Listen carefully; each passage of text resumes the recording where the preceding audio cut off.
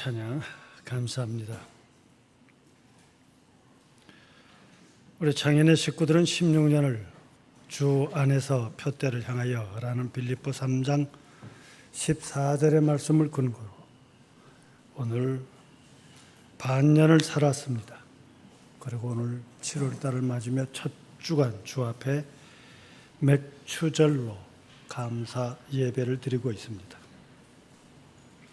오늘 이 예배에 참석한 교우들에게 하나님의 말씀의 깨달음과 소위 믿음 속에서만 사용되는 용어인 은혜가 넘치시기를 바랍니다. 그리고 우리가 늘 쉽게 잊어버린 것 가운데 하나가 뭔가 하니 예배는 곧 하나님 앞에서 드리는 예배입니다. 내 지금 태도, 내 지금 복장, 내 자세가 과연 하나님 앞에 있는 자의 모습일까? 그 질문을 던지시고 보다 더 솔직하시기를 바랍니다. 그리고 우리가 이 자리에 함께 앉아 있는 식구들 많이 모였느냐? 우리에게 중요합니다. 그래서 큰 교회라고 하는 말 듣고 싶습니다. 그러나 이 시간 보다 중요한 것은 우리 모두는 진실합시다. 그러기에 너와 내가 창현이라고 하는 교회 안에 믿음의 한 가족이라고 하는 사실을 기억하며 오늘은 이 예배 시간 내가 있어 더욱 기쁘고 편안한 이 삶이 되어야 할 것입니다. 그래서 이 예배를 드리면 이 예배를 통해서 하나님께서 허락하신 말씀과 동시에 우리가 하나님을 향해서 영광을 돌리는데 그것에서만 끝나는 것이 아니죠. 우리가 늘 꺼림직하게 잘못 생각해 왔던 것이 하나 있는데 우리의 소원을 하늘에 아뢰는 겁니다. 뿐만 아니라 이 예배를 통해서 하나님께서 오늘 우리가 각자의 세상을 살아나가는 구체적인 삶 속에서 하나님의 돌보심이 임하기를 바라는 것입니다. 오늘 예배에 참석한 교우들에게 이 깨달음과 축복이 함께 하시기를 기원합니다. 교회란 도대체 우리가 지켜야 할 교회는 어떤 겁니까? 보다 근원적인 질문으로 한번 우리의 말씀을 시작해 봅시다. 교회가 교회된다는 것은 어떤 걸까? 신학적인 이미 전제가 있습니다. 교회란 그리스도에게서부터 부름받은 자들이다 이렇게 표현하고 있죠. 그래서 신학자들은 이렇게 얘기합니다.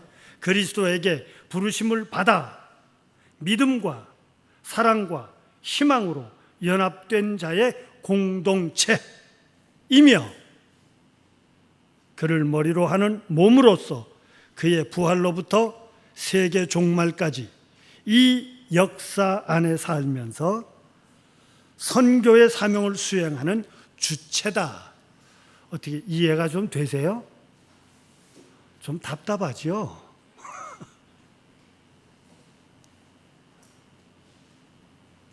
그럼 다시 질문을 할게요. 예수님을 구주로 믿습니까? 당신은 교회입니다. 그 예수님을 믿고 사십니까? 당신은 교회입니다. 그 믿음을 가지고 그렇게 사시는 것을 가지고 이웃에게 전하십니까? 요 대목은 좀 대답이 얼른 안 나오네요. 그렇게 해야 하는 게 교회입니다. 이 세 가지.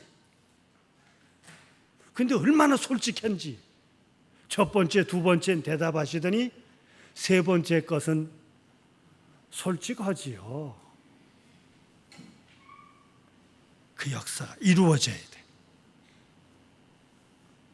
그래서 교회가 하는 일이 뭘까?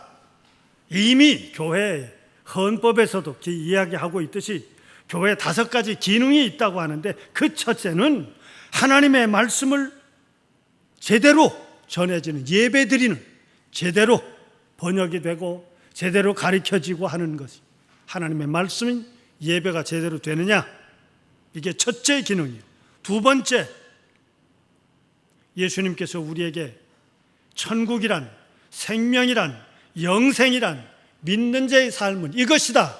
내가 너희에게 새로운 계명을 주노니 그 계명은 곧 너무나도 잘 아시는 것처럼 사랑입니다. 이것이 교회의 기능이에요. 내 가슴 속에 사랑이 있는 것, 그래서 그 사랑의 친교지요. 한 식구가 되면 이 관계와 거래가 아닌 주고받음이 있는 것처럼 이런 친교가 있는 거죠. 세 번째로 이야기하고 있는 것이 바로 교육입니다. 성령을 받으면 너희들은 사마리아 땅끝까지 이르러 내 증인이 되고, 내가 너희들에게 전해준 그 복음을 전하고 세례 베풀고 가르치고 이 일들을 너희들이 해라 하고 이야기했던 것처럼, 너희는 가서 모든 족속으로 제자를 삼아 아버지와 아들과 성령의 이름으로 세례를 주고 내가 너희에게 분부한 것을 가르쳐 지키게 하라. 이것이 교회가 주님으로부터 받은 명령이요 요구이기에 복음 위에 믿음의 도리와 윤리적인 삶을 제대로 가리키는 겁니다. 네 번째, 그것이 있다면 바로 우리는 역사 속에 사는 겁니다. 믿는 자라고 정신없이 뜬 것처럼 사는 것이 아니라 실제로 지금까지 우리가 살아왔던 그 삶을 사는 겁니다. 이 세상 속에서 살고, 대한민국이라고 하는 이 땅에서 살고, 구체적으로 내 주소를 두고 있는 그곳에서 살고, 오늘 우리가 내 부모님으로부터 내 형제와 내 자녀들과 지금 내가 살고 있는 그 형편 속에서 삽니다. 그 가운데서 하나님의 나라를 실천하기 위해서 먼저 내가 나를 향해서 바로 살게 하는 것, 이게 봉사예요. 우리는 봉사하자니까 남을 향해서만 하는 것을 첫째인 줄 아는데, 내가 바로 사는 것, 이게 내가 나에 대한 봉사예요. 이것이 나아가서 너로 하여금 너로 살도록. 그런데 늘 이 땅의 싸움이 왜 시작이 되는 거 아니? 너로 하여금 내가 원하는 대로 살기를 바라고 있어요. 이게 됩니까? 아니에요. 한 가정의 부부로 살면서도 너는 내 사람이 되자가 아니라 너는 너대로 살고 나는 나대로 살면서도 그것이 서로가 불편함을 겪지 않고 살아갈 수 있게 되는 것, 이게 봉사요. 세상 가운데 살면서도 그 세상과 분명히 차이가 있으면서도 그 세상 속에서 너와 내가 다름에도 불구하고 하나도 거북하지 않게 살아가는 것이, 이게 봉사예요. 다섯 번째 것이 있습니다. 그 다섯 번째가 바로 전도라고 하고 선교라고 하는 것이죠. 우리가 내가 세상을 사는 내 개인의 신앙과 그 삶을 가지고 이 세상도 그렇게 되어지도록, 그를 통해서 이루어질 수 있도록 전하는 것, 이 사명이 바로 미션이죠. 이 5가지의 기능을 통해서 교회란 이 모든 것을 유용하게 잘 이루어지기 위해서 조직하고 학문을 세우고 생활의 규범을 갖는다. 이게 교회예요.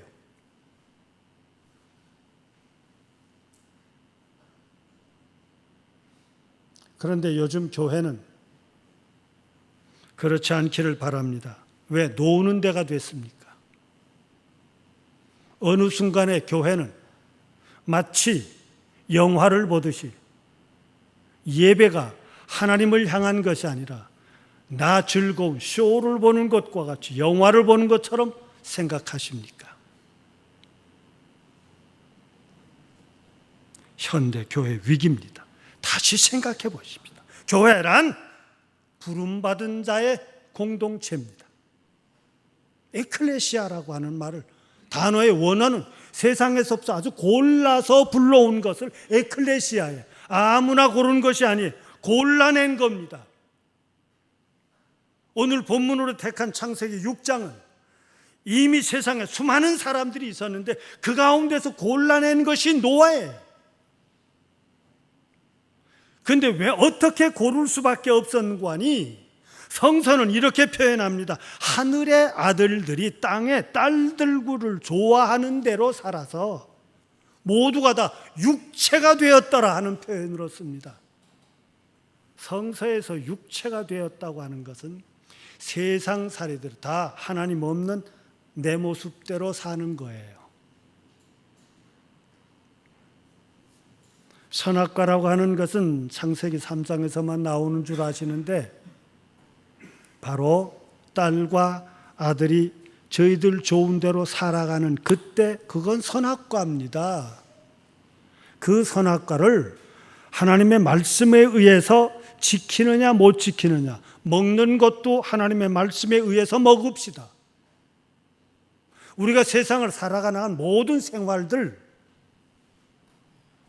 한 남자와 한 여자가 사는, 결혼하고 연애를 하고 사랑하고 자녀를 낳고 이 세상을 사는 모든 것도 하나님의 말씀에 의해서 살면 선악과에 된 하나님의 약속을 지킴이요, 그것을 벗어나면 그것은 선악과를 따 먹는 것이 되고 동시에 내 것으로 만드는 엄청난 실수와 잘못을 저지르는데, 이 표현을 세상에서 우리는 한 사람을 뽑아낼 수밖에 없었던 그 세상은 아들들이 딸과 더불어 전부 다 육체가 되더라 하는 겁니다.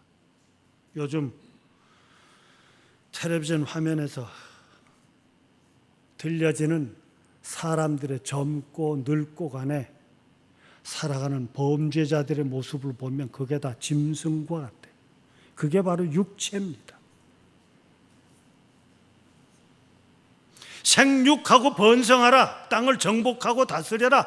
이미 생명을 사람의 시작 때부터 하나님께서는 우리에게 축복을 약속해 주셨습니다.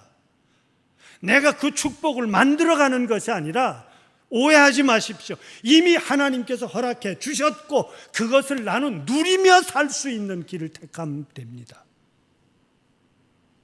하늘이 주신 것을 내가 누릴 수 있는 것은 하나님의 뜻, 하나님의 말씀대로 사는 것이었는데, 어느 순간부터인가 그 하나님께서 허락하셨던 모든 것이 나에게 거북함이 되어서 그 신이 허락하신 축복을 받을 수 없는, 아니 누릴 수 없는 자가 되어버렸습니다. 그러니까 인간이 노력해서 얻어진 인간의 것을 내 것이라고 주장하는 그때부터 소유했음에도 불구하고 그것은 나를 즐겁게 할 수가 없는 이유들이 바로 하늘이 없기 때문이에요. 그런데 그를 향해서 하나님께서 오늘 창세기 6장에 정말 무지막스러운 요구를 하십니다. 산 위에 배를 지어라 하는 겁니다. 오늘 설교 제목을, 사실은 설교 원고를 다 작성해 놓고 제목을 정하는데 한참 생각했어요. 산에서 배를 만드는 가족이라고 그럴까? 산에다 배를 만드는 가족이라고 할까? 요 에서와 에다가 영 강조점이 어디 있을까? 오늘 주어지고 싶은 것은 산이에요. 그래서 그것을 강조하는 것은 산에다라가 보다 낫겠구나. 그래서 오늘 설교 제목을 산에다 배를 짓는 가족이라고 했습니다. 요즘은 산에다 배 짓대요. 가보니까 레스토랑이던데. 돈 벌자고 하더군요. 그러나 오늘 말씀에서는 산에다 배를 짓는 것은 당시의 상식을 벗어난 겁니다. 그런데 노아는 그렇게 했다고 합니다. 이유는 딱 하나, 하나님의 말씀이기 때문이에요. 이것이 오늘 교우들의 믿는 자의 세상살이의 중심이 되시기를 바랍니다.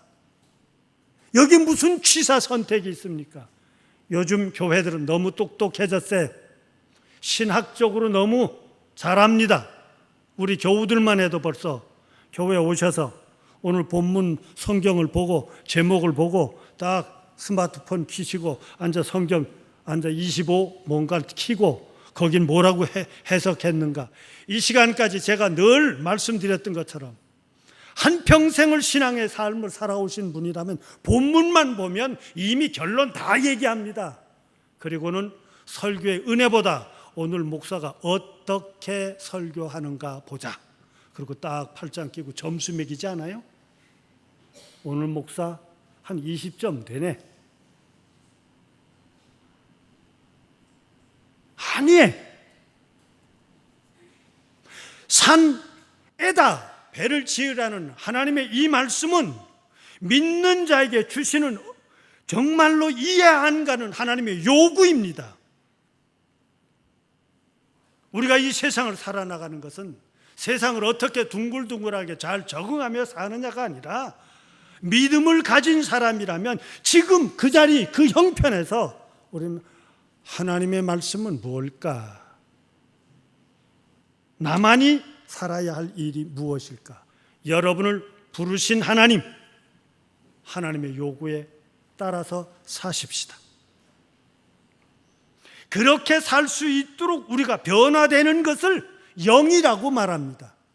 늘 신약 성경을 읽다 보면 이것을 보증으로 성령을 주셨다고 얘기하는 것이, 성령이라는 것은 괴상한 삶과 괴상한 체험을 하는 것이 아니라 성령은 하나님께서 세상을 만드셨고 지금도 살아 계시고 오늘 우리에게 축복하시며 오늘 우리를 돌보시며 오늘 우리가 모든 사는 삶을 분명히 심판하시며 그 심판에서 말씀대로 살아나가는 자를 구원해 주시리라고 하는 것을 오늘 노아의 이야기 속에서 가르쳐주고 있는 것과 같습니다. 순종하는 사람은 이미 영적인 사람들입니다. 더 단순하게 표현하면 이 시간 이 자리에 예배 참석한 여러분은 이미 성령의 사람이신 줄로 믿으십시오. 그리고 교회가 오늘 본문에서 보냄을 받은 사람, 선택을 받으면 거기서 선택이 끝나면 얼마나 좋아요. 예수님의 변화산상에서 예루살렘을 향해 가면서 예수님께서 변화산에서 모양이 바뀌었다고 그러잖아요.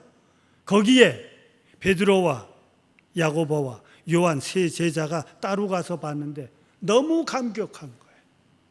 세상의 성서의 표현 보면 세상에 빨래를 해서 하얗게 만들어도 그렇게 하얄 수가 없는 모습으로 예수님이 바뀌고 엘리야와 모세와 더불어 같이 말씀을 나눈 환상을 보고 베드로가 너무너무 좋아서 예수님, 제가 여기다 초막 세 찍고 각각에 계시고 여기서 살면 어떻겠습니까? 그랬더니 넌 아직도 수준 미달이구나.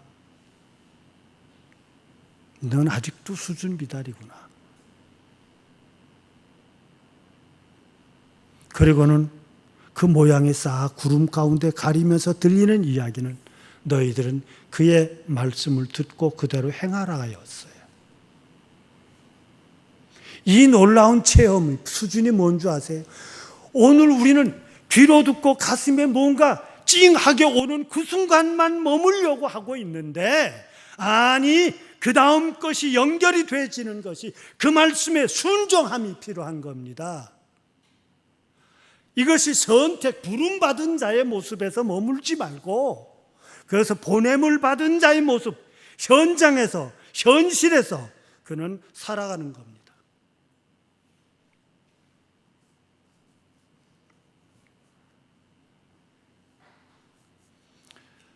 이스라엘 백성들은 모세를 통해서 주신 율법을 다양하게 해석을 해가지고 출생에서부터 죽기까지 613가지인가 615가지의 모습으로 생활을 구체적으로 이야기를 해서 지금도 그들은 지키고 있다는데, 그것을 지킬 수 있는 사람과 지킬 수 없는 사람마저도 또 골라내고 나누어지고 갈등을 겪으니까 예수님은 종교, 하나님을 향해서 믿는 삶이란 건 이런 거 아니다. 그래서 다 뒤엎어버리고 종교가 어떤 계급이 되어버리고 종교가 귀족이냐 쌍놈이냐 하는 어떤 신분의 차이가 되고 그 종교가 도리어 마음의 갈등을 가지게 만드는, 따돌림을 받고 무시를 받는 이 거짓된 모습을 보며 다 뒤엎어버리고 내가 한 것처럼 해라. 그러고 주신 게 뭐지요? 내가 새 계명을 주노니 너희들은 사랑하라 했던 이 하늘의 뜻을 예수님은 우리에게 다 흔들어서 딱 한 단어를 주었는데 그게 사랑이에요. 이 시대에 교회가, 이 시대에 세워진 수많은 교회들이 이 사랑이라는 것이 삶 속에서 드러나진다면 지금의 모습은 아닐 겁니다. 어느 분의 글을 읽다 보니까 찡하게 남는 게 하나 있더라고요. SBS 어느 방송에서 어느 날인가 교회에 대한 좀 거북한 말을 하면서 이렇게 얘기를 했대죠. 27000과 75000이라는 단어를 썼대요. 27,000과 75,000. 뭔지 아세요? 단어가 수치를 상징하는 게 우리 생활을 편하게 하는 24시간 문 열어놓는 가게를 뭐라 그래요? 예? 편의점. 잘했어요. 24시간 열어놓고 언제든지 와도 물건을 살 수 있도록 차려놓고 준비하는 데가 편의점이고, 그런데 그 편의점이 우리 한국 전국에 있는 숫자가 27,000개랍니다. 그런데 교회는 우리 한국에 지금 2016년도 공식화되어 있는 각 교단의 집회 결과가 75,000개래요. 그러니까 약 3배 정도가 되죠. 편의점이 있는 것보다 교회가 3배쯤 됐으니까 그건 편의가 3배는 더 돼야 될 거 아니에요. 그걸 꼬집은 수치입니다. 그중 하나가 우리 교회입니다. 이 교회 속에서 느껴져야 하고 체험되어야 하는 것은 바로 세상이 말하고 있는 편의점과는 다른 예수님께서 우리에게 주셨던 사랑을 체험할 수 있어야 됩니다. 이 일을 위해서 지금 당신이 필요합니다. 당신의 것이 필요합니다. 이스라엘 백성들은 오늘 출애굽기 23장 16절에서 맥추절이란 광야를 다니다가 가나안을 들어와서 그 땅을 점령하고 그 땅에서 농사를 지어서 얻어진 밀과 보리, 타작을 한 뒤에 그것 가지고 첫 열매로 하나님 앞에 드리며 주신 분도 하나님, 이 땅도 하나님, 그리고 오늘 주신 이것으로 하나님 앞에 먼저 예배를 드립니다 하고 그들은 자기의 첫 열매를 가지고 왔던 것이 맥추절의 성서적인 유래입니다. 그렇듯이 이 제단을 통해서 세상 속에서 하나님의 말씀을 오핌을 받은 자에서 보냄을 받은 자로 사랑을 실천하기 위해 필요한 모든 것들, 오늘 우리는 마땅히 맥추절로 지난 6개월 동안 살아왔던 우리의 것으로 하나님의 필요에 우리는 채워드려야 할 것입니다. 그래서 삶의 방법을 전혀 바꾼 것은, 내가 세상에 온 것은 대접을 받기 위해서 온 것이 아니라 도리어 세상을 섬기려 왔다고 하는 표현을 씁니다. 늘 신자들 거북하게 느끼는 것이 세상을 섬기라니까 남한테 다 주고 난 쓸 거는 없지 않냐 그러죠. 그 잘못 오해하신 겁니다. 나부터 잘 대접하세요. 나부터 잘 대접하세요. 오정자 권사님은 아시죠? 하나님 식사 대접은 내 잘 먹는 거. 아유, 뭐 훌륭한 학생이세요. 하나님 식사 대접은 나부터 잘 먹는 거예요. 그리고 그 식사를 통해서 나부터 바르게 사는 겁니다.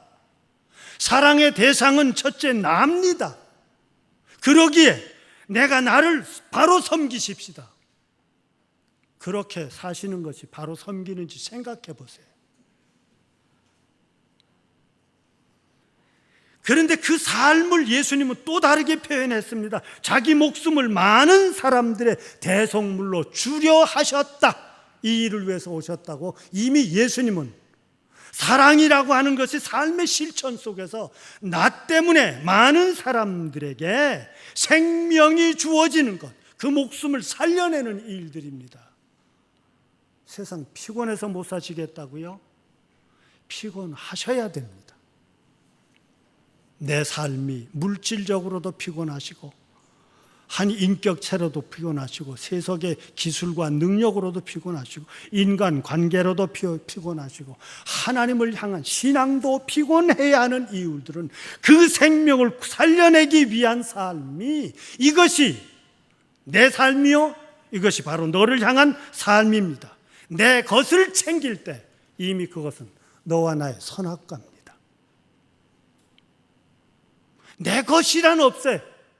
이미 이스라엘은 이 모든 것이 땅으로부터 시작을 해서 하늘이 주신 것이요, 그러게 하늘에게 돌리는 것이요, 그래서 이웃이 모자라고 필요한 사람들에게 드리는 것도 마땅히 하늘을 향한 믿음에 순종하는 자로서 그 말씀을 실천하는 자입니다. 중요한 것은 그렇게 죽어 남은 것이 없지 않느냐고요? 성서는 노아의 방주에서 얘기합니다. 너와 내 가족과 내 자녀들이 살았습니다. 그 가족이 살았어요. 주십시오. 순종하십시오. 오늘 예수님께서 그 제자들에게 다 보내면서 예수님은 이렇게 말합니다. 이방인의 길로 가지 말고 사마리아로 들어가지도 마라. 이스라엘 집 잃어버린 자들에게 먼저 가라. 이 대목이 참 얼마나 해석하기가 거북한지. 아니, 지금은 우리가 모르게 세계 선교라고 그래서 우리 한국이 그래도 지구 저편에도 선교사를 파송한, 정말 많은 선교사를 파송하는 기독교 신앙을 가진 나라라고 오늘 자부하고 있는데, 아니 예수님께서는 이방의 길로 가지 마라, 사마리아에게도 가지 말고 이스라엘 집 잃어버린 자들에게 가라. 어느 날인가 맞다. 그 놀라운 깨달음이 뭔지 아세요? 복음을 전하고 믿는 자로 사시는데 나 모르는 다른 곳에 신경 쓰지 마시고 가장 나를 너무나도 잘 아는 사람들에게서 하십시오. 나를 너무나도 잘 아는, 믿지 않는, 아직도 신앙 속에 다하지 못한 내 아내, 내 남편, 내 자녀들에게, 나와 가깝게 이웃에 사는 사람들의 속으로 가십시오.